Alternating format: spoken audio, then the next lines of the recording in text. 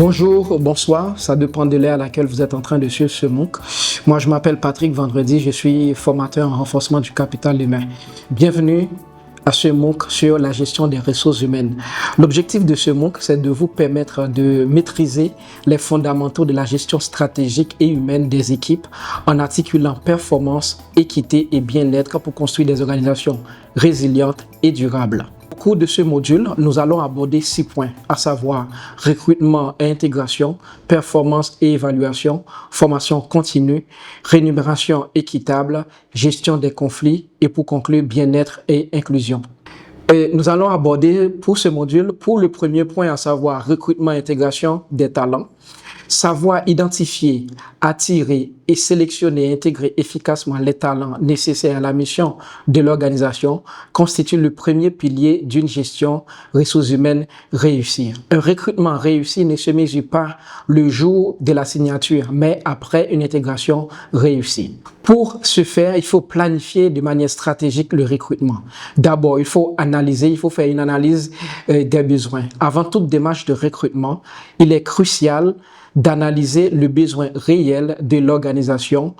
S'agit-il d'un remplacement, d'un nouveau poste lié à la croissance ou d'une réorganisation interne? Cette analyse permet d'éviter les recrutements d'urgence non planifiés qui conduisent souvent à des erreurs coûteuses. La définition du profil recherché doit se traduire par une fiche de poste claire et détaillée, incluant les missions principales, les compétences techniques et comportementales requises, ainsi que les valeurs essentielles pour s'intégrer dans la culture de l'organisation. Pour ce faire, il faut avoir des critères essentiels. Dans ces critères-là, il y a les missions et responsabilités précises. Il faut identifier aussi les compétences techniques nécessaires, qualités comportementales attendues, valeurs organisationnelles requises, conditions de travail et contraintes. Pour le processus de sélection, il faut que ce soit transparent. D'abord, il y a 3 points très importants qu'il faut tenir compte. D'abord, il faut qu'il y ait une publication inclusive, à savoir, il faut diffuser l'offre sur des canaux diversifiés, à savoir réseau local, plateforme professionnelle, associations partenaires pour maximiser la portée. Deuxième point, il y a le tri objectif. Évaluer les candidatures selon les critères prédéfinis et mesurables en évitant tout biais discriminatoire. Entretien structuré. Il faut utiliser une grille de notation standardisée avec l'implication du supérieur hiérarchique et du service ressources humaines. Après le recrutement, après la phase de sélection, on a fini d'abord de sélectionner le talent. Il faut pouvoir mettre en place un programme d'intégration efficace, qu'on appelle le plus souvent l'onboarding. L'onboarding est une phase critique qui détermine la réussite à long terme du recrutement. Un programme d'accueil formel bien structuré facilite l'adaptation du nouvel employé et renforce son engagement envers l'organisation. Pour ce faire, il y a 3 points essentiels. Premièrement, il y a l'accueil et présentation. À ce niveau, il faut faire une présentation complète de la mission, de la culture organisationnelle, des valeurs fondamentales et des outils internes, visite des locaux et rencontres avec les équipes. Deuxième point, il faut mettre en place un système de mentorat, c'est-à-dire désigner un mentor expérimenté qui va accompagner le nouvel employé durant ses premiers mois, qui répondra aussi à ses questions et facilitera son intégration sociale. Et en troisième point, il faut qu'il y ait une évaluation d'adaptation. Entretien d'intégration après 30 jours pour évaluer l'adaptation, recueillir les impressions et ajuster, si nécessaire, le parcours d'intégration. Nous venons de voir la phase de recrutement. Après avoir recruté, il faut pouvoir prévoir aussi la performance du nouvel employé. À cet effet, il faut mettre en place un système de gestion de la performance et d'évaluation. C'est-à-dire instaurer un système d'évaluation de la performance juste participatif et orienté de développement permet de créer une culture de l'excellence tout en respectant la dignité de chaque employé. L'évaluation ne doit pas être un jugement, mais un dialogue constructif. Ce système d'évaluation performant est basé sur 3 pôles, sur 3 piliers, à savoir, il faut définir des objectifs SMART. La définition claire des attentes commence par la fixation d'objectifs SMART en début de période, à savoir des objectifs qui sont spécifiques, mesurables, atteignables, réalistes et temporellement définis. Ces objectifs individuels doivent être alignés avec la mission globale de l'organisation pour garantir la cohérence stratégique. Deuxième point, il faut prévoir les méthodes d'évaluation. Comme à travers ces méthodes, on peut organiser des entretiens annuels formalisés avec l'auto-évaluation, évaluation à 180 degrés, employés et supérieurs, évaluation à 360 degrés, intégrant pairs et bénéficiaires, et puis les feedbacks réguliers et coaching managérial. Troisième pilier, c'est la reconnaissance. La motivation passe par la reconnaissance publique des bons résultats et le lien entre l'évaluation et les opportunités de formation et d'avancement. Un plan d'amélioration continue doit être proposé aux employés en difficulté. La formation continue et développement. Promouvoir une culture d'apprentissage et de perfectionnement continu transforme l'organisation en une entité résiliente et innovante, capable de s'adapter aux défis émergents. Une organisation qui apprend en continu devient une organisation résiliente et innovante. La stratégie de formation doit être structurée. D'abord, il faut qu'il y ait un diagnostic des besoins. À ce niveau, il faut identifier les écarts entre compétences disponibles et compétences requises en s'appuyant sur les résultats d'évaluation annuelle et l'analyse des défis organisationnels. Deuxième point, il faut qu'il y ait une planification annuelle.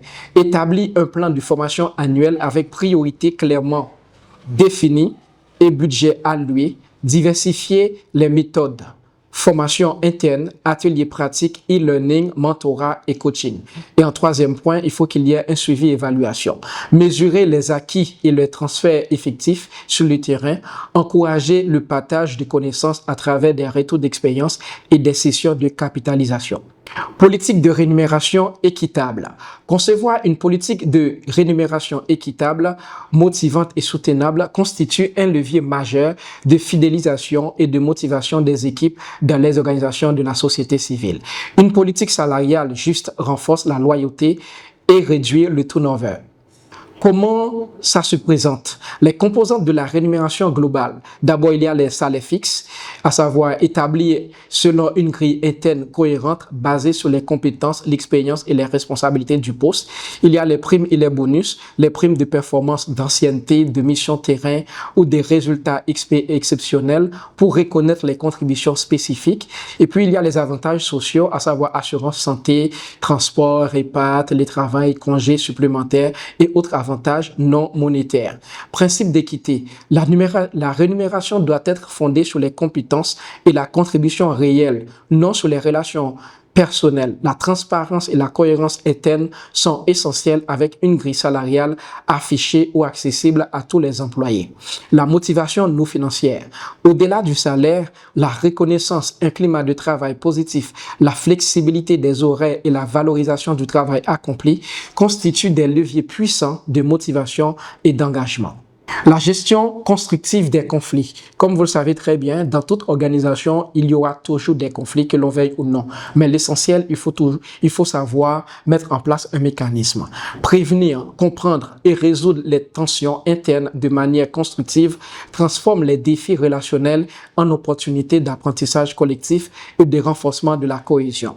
Un conflit non géré devient une crise. Un conflit bien géré devient un apprentissage collectif. Comment nous pouvons prévenir et résoudre les conflits? D'abord, il faut identifier les sources. Au niveau des sources, il y a la communication insuffisante ou ambiguë, différence de valeurs ou de style de travail, surcharge de travail et stress, rivalité hiérarchique ou compétition malsaine, manque de clarté dans les rôles. Comment nous pouvons prévenir? La prévention efficace, c'est instaurer une culture du dialogue ouvert et transparent, clarifier systématiquement les rôles et responsabilités de chacun pour éviter les zones grises génératrices de tension. Comment nous pouvons identifier tout ça? C'est la méthode DESC, c'est-à-dire décrire les faits objectivement sans jugement, exprimer les émotions et ressentis de manière authentique, spécifier les solutions et attentes concrètes, conséquences positives de la résolution, favoriser la médiation interne ou faire appel à un tiers neutre si nécessaire, évaluer la satisfaction des parties après la résolution pour s'assurer de la durabilité de l'accord. En termes d'avantages que nous pouvons avoir aussi en matière de gestion des ressources humaines, il y a les congés de maternité, de parentalité. Là, il faut faire référence par rapport au cadre légal qui existe et par rapport aux pratiques exclusives qui existent dans l'organisation et aussi en termes de réintégration progressive. Bien-être des employés et au travail. Renforcer la motivation, la santé mentale et la productivité au travail à travers une approche holistique du bien-être constitue un investissement stratégique pour la performance durable de l'organisation.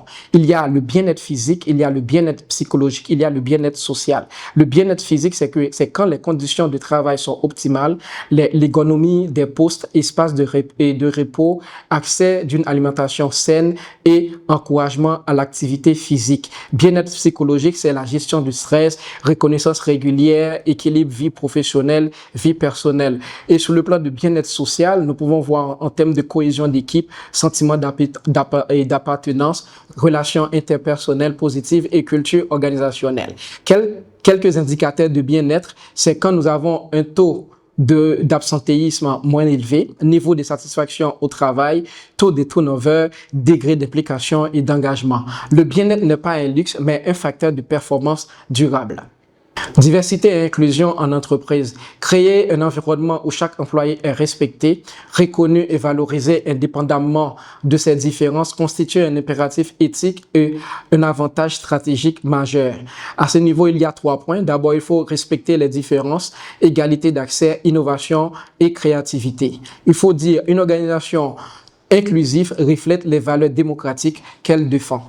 Gérer, en fait, au niveau des organisations aussi, il y a pas mal de choses qu'il faut prévoir en matière de gestion des ressources humaines, à savoir gérer les cas de harcèlement interne. Et en fait, il faut pouvoir mettre en place des procédures de plainte et des enquêtes indépendantes et puis des sanctions et accompagnement dans le cas où nous avons des cas de harcèlement au niveau de l'organisation. Une organisation qui agit rapidement protège sa réputation et sa cohésion interne.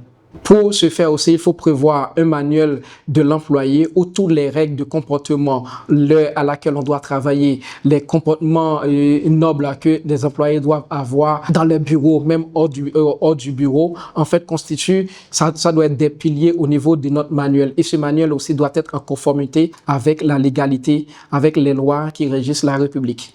Comme vous le savez très bien, toute ressource humaine, toute organisation repose sur un capital très important qui est le capital humain que nous appelons souvent les ressources humaines.